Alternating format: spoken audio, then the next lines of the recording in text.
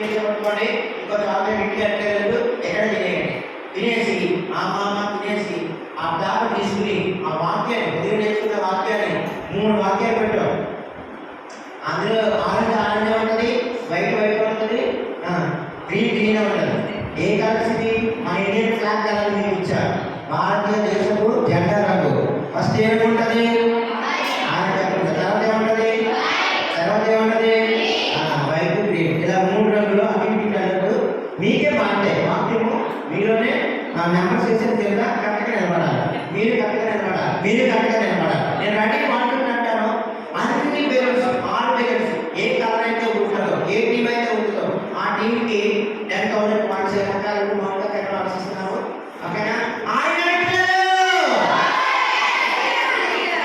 ఏంటన్నా నాకు okay ready 1 2 3 అంటాను. మీరు చప్పట్లు కొట్టమని అనిపించారు. Ready 1 2 3 start. పాము కొట్టి రావలేదా? నా పాము కొట్టడం కూడా అవ్వలేదా? కూడా పేరు కాకుండా మధ్యలో కొట్టకూడదు.